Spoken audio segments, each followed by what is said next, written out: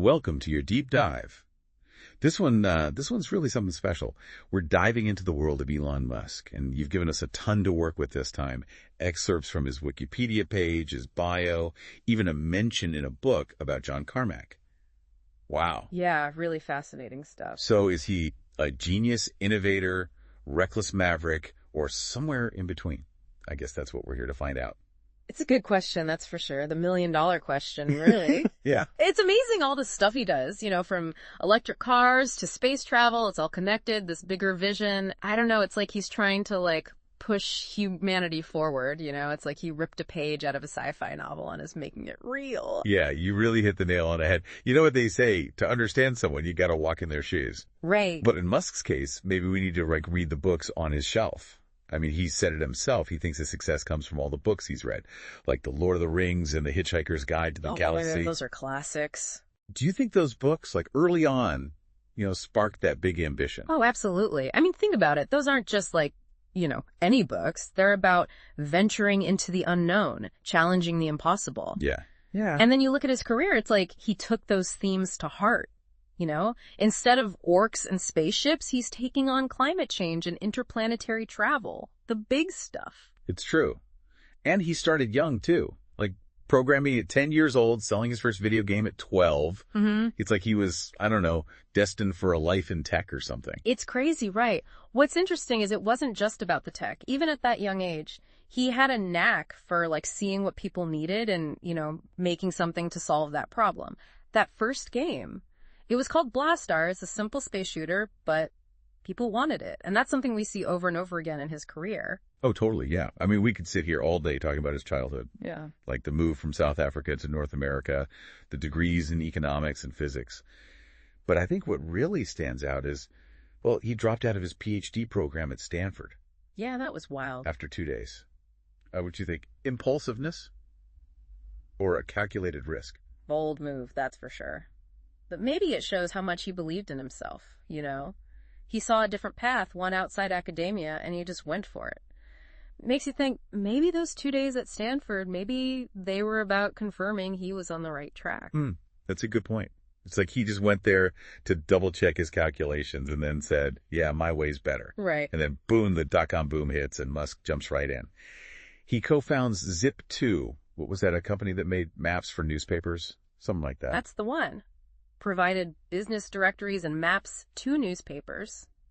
Think about it. This was before Google Maps, before we all had smartphones. Yeah, that's a good point. He saw that the internet was going to change how we get information, how we find things. And then he sells it to Compaq, makes a cool $22 million, and uses that money to jump into his next big thing. Which was X.com. An online bank, yeah. Is that right? Yeah, an online bank, which of course eventually becomes PayPal. Which we all use now, yeah. Again, ahead of the curve, right? Yeah. Recognizing the future of online money before most people even had email. It's wild. It is. And then that sale, PayPal to eBay, that was huge. $1.5 billion in 2002. That wasn't just winning the lottery. It was proof that his ideas, his instincts about what was coming next, they were spot on. It's like he leveled up in the entrepreneur game. He did. But here's where things get really interesting, right? Instead of just sticking with computers and finance, stuff he already knew, he decides to focus on, space. SpaceX is born. And it's like a giant leap for, Musk kind, I guess. Right. But really, what made him make such a huge change? This might be where that whole science fiction thing comes back. SpaceX wasn't just about building rockets. It was about making space travel, something that seemed impossible, something only governments could do, affordable and accessible to everyone. He wasn't just solving a problem anymore. He was trying to change the future of humanity. Yeah, he was. And he wasn't messing around. He put a huge chunk of his PayPal money into SpaceX, and he became CEO and chief engineer. That's dedication. What were those early days like at SpaceX? I'll tell you, it was crazy. Setbacks, explosions, almost went bankrupt a few times. But he just kept going, and that commitment, that never giving up, it led to breakthroughs that changed the whole space industry. Yeah, like the reusable rockets, the Falcon 9 and Falcon Heavy. Suddenly, spaceflight wasn't a one-way ticket. The rockets could land back on Earth, get fixed up, and fly again. Way cheaper. Think about it. Landing a rocket vertically, all the engineering that goes into that, that's insane. It's not just innovation, it's like pushing the limits of what's even possible. It's like he dared his engineers to defy gravity. It's mind-blowing. And then that led to so much more, partnering with NASA, sending astronauts to the ISS, and don't forget those plans to colonize Mars. He wasn't just competing with the big space agencies, he was leaving them in the dust. And while all this was going on, he had another revolution brewing, this time back down on Earth. The electric car. Oh yeah, Tesla. While SpaceX was reaching for the stars, Tesla's focused on changing how we get around down here. And that's a whole other story of beating the odds and shaking up a huge industry. But I think we need to take a break. Yeah, let's do it. We'll come back and dive into that electrifying tale in just a bit. You know, it's pretty wild. SpaceX shooting for the moon, literally, and Tesla's down here on Earth, like quietly picking up speed. It's kind of like, I don't know, these two companies show like both sides of Musk's vision, right? Reaching for the stars, but also trying to fix stuff right here, right now. He's playing on multiple levels, that's for sure. Like some sort of technological chess master or something. But Tesla, he didn't start that, did he? No. He invested in it back in 2004, became chairman. But then in 2008, he really jumped in head first, CEO and product architect. I wonder what it was about Tesla that really pulled him in. Was it just a good business opportunity, or was it something more? I think it was more than that. Remember, back then, electric cars, they were kind of a joke, right? Yeah. A novelty. But Musk, he saw the potential, not just for the environment, but for like the whole driving experience. And then that title, product architect, that's important. He didn't just want to run the company. He wanted to be involved in the design, the engineering, the whole thing. And that's where his love for pushing boundaries, his engineering background, that's where it all comes together, right? The Roadster, the Model S, then the X3Y, every new model, pushing things further, changing how people thought about electric cars, like they weren't slow or boring anymore. Exactly. He made them cool, desirable, like not just for people who cared about the environment, but for people who wanted a high-performance car. And that changed everything. It wasn't easy, though, was it? Tesla had all sorts of problems. Yeah. Delays, the government breathing down their necks. And then there was that whole SEC lawsuit thing. Oh, yeah, the tweets. Taking the company private. Those tweets, by the way, that's a whole other deep dive right there. Haha, maybe someday. But yeah, his communication style, let's just say it's unique. That whole Twitter thing, it's gotten him into trouble more than once. Yeah. It's a double-edged sword, right? Keeps him in the news, good or bad, but it also rubs some people the wrong way. I wonder if that's part of the plan, though, even if he doesn't realize it. Yeah. He's really good at getting attention, good or bad. It's like he's figured out how to always be in the spotlight. It's working, that's for sure. All the drama, all the controversy, and Tesla just keeps going up in value. Over $1 trillion, bigger than Toyota, bigger than Volkswagen. It's crazy. It really shows you his vision, his willingness to take risks, and let's be honest, his showmanship, it's all paying off. It's true. He's like this mix of, engineer, entrepreneur, and entertainer all in one. It's a strange combination. And it's not just SpaceX and Tesla. There's Neuralink, the Boring Company. Yeah. And even before that, OpenAI. It makes you wonder, is there some master plan here? Or is he just chasing whatever interests him at the moment? I think he's drawn to these big futuristic ideas. Neuralink with the brain-computer interfaces, it's like something straight out of a movie. It is. Imagine it. Helping people with brain injuries, making us all smarter, maybe even connecting our minds to machines. Okay, now that's getting a little too sci-fi for me. It sounds cool, but kind of scary too, don't you think? Oh, yeah, absolutely. I mean, messing with our brains, merging with technology, there are definitely some ethical questions there. And that's what some people worry about with Musk. They say he's moving too fast, pushing too hard without thinking about what might happen. It's a valid point. Then you have the Boring Company, which, well, that one seems a bit more grounded, I guess literally, tunneling under cities for transportation. It's like he looked at traffic and said, nope, not dealing with that. Let's just go under it. It's so Musk, isn't it? There's a problem, so he comes up with a solution that's both clever and totally out there. Who knows? Maybe we'll all be commuting in underground tunnels someday. Or maybe it'll just be another one of his eccentric side projects. Yeah. But let's talk about the man himself for a minute. How can anyone juggle all these companies, all the pressure, and still have time to tweet about memes and video games? What makes Elon Musk tick? Well, his bio paints this picture of him being, like, super driven, almost like a workaholic. People say he works, like, 80, 100 hours a week, no problem. Wow. It's like he's running on a different operating system. Maybe he is. It explains how he's gotten so much done. But all that intensity, it can't be easy on his personal life. Multiple marriages, high-profile relationships, that kind of stuff. It's got to be tough. He said himself that balancing work and life is hard, and it's something he struggles with. Yeah. And then there's the whole money thing, the philanthropy. He's the richest person in the world, right? $343 billion. That's an insane amount of money. What does he do with it all? Is he like those billionaires who just hide away? Or does he give back? He's definitely not your typical philanthropist. He runs the Musk Foundation, which focuses on, renewable energy, space, safe AI. But some people say he should be giving away more, considering how much he has. It's a tough one. On one hand, he's putting his money where his mouth is, investing in companies that he thinks will make a difference. But then again, some say he could be doing more to help people right now with things like poverty and climate change.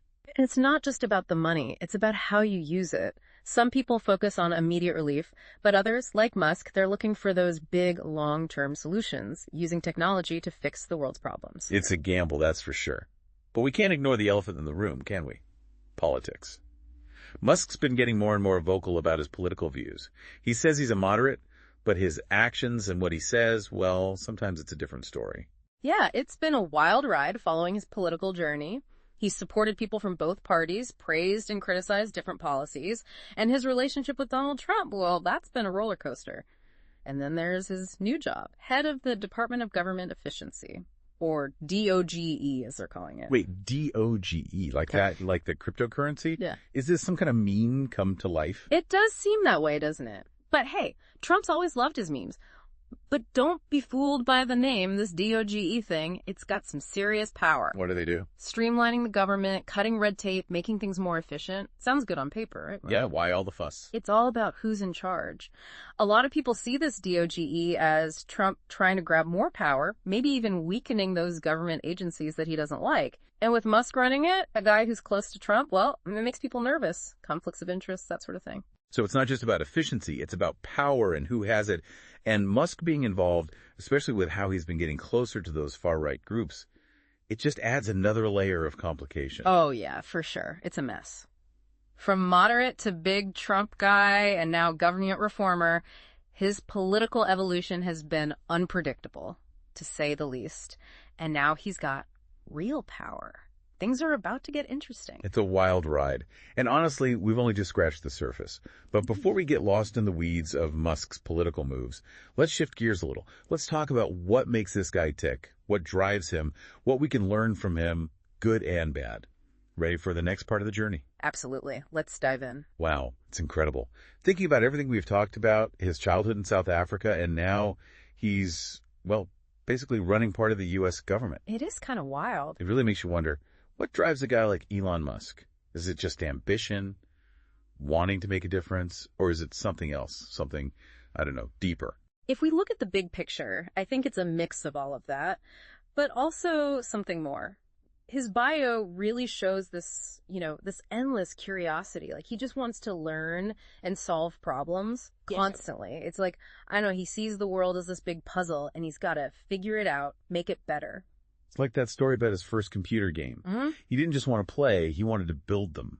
Even as a kid, he had to understand how things worked and then make them better. Totally. And that's not just with games. It's everything, right? Sure. Reusable rockets, electric cars that are better than gas cars, AI. It's like he's not just building companies, he's changing the rules of the game. And that's where that whole science fiction thing comes back again. He's taking these ideas that seem impossible and making them real. It's like, I don't know, like he's living in the future and we're all just trying to catch up. Yeah.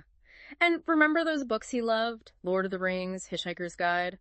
Those aren't just fantasy stories. They're about beating the odds, going against what everyone expects, making your own future. It's like he read those books and said, okay, I'm going to do that, but in real life. Yeah. He's the hero of his own sci-fi story, fighting his dragons, except the dragons are like engineering problems and government bureaucracy and stuff. Exactly. And like any good hero, he's got his flaws too, right? Impulsive, sometimes says stuff he shouldn't. His politics are, well, there's something else. It's all part of the whole Elon Musk package. Yeah. He's a complicated guy. But even people who don't like him, they have to respect his, what's the word? Audacity. Yeah. His willingness to take risks and do things differently. He doesn't just think outside the box. He's like playing a different game entirely. Yeah, it's true. And that's why he's so interesting. He's not just a rich entrepreneur. He's like a cultural icon. He shows what you can do if you're smart, ambitious, and willing to take a chance. He's definitely a magnet for controversy. But even that, I don't know, just adds to the whole mystique. Yeah, he likes the attention, good or bad. There's that whole showman side to him, for sure. Whether he's launching a car into space or getting in Twitter fights, he knows how to grab everyone's attention. Yeah, it's like he's created his own celebrity. He's become this larger-than-life figure who represents, I don't know, the good and bad of technology all at the same time. It's true. But that brings up a good question. What does all this mean for us?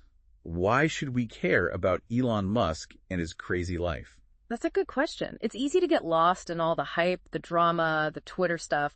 But what's the big takeaway? What can we learn from him? I think there are a few things. First, his story shows you what you can do with ambition and hard work.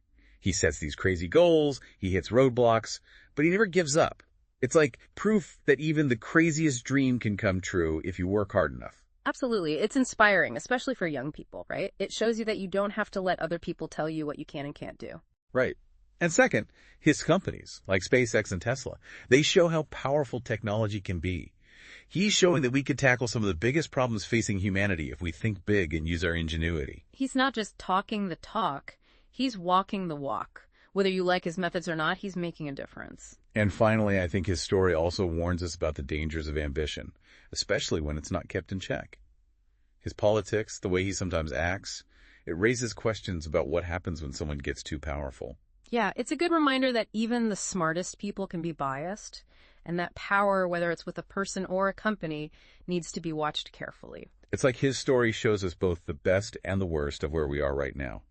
The potential for amazing things, but also the dangers of unchecked ambition and losing sight of what's right. He's this mirror reflecting our times. So as we wrap up this deep dive into Elon Musk, I'm feeling, I don't know, a lot of things. Awe, definitely. Inspired, a little bit scared, and definitely confused.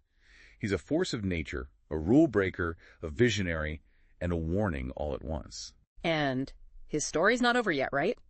What's he going to do next? How will his companies and his politics change the world? We'll just have to wait and see.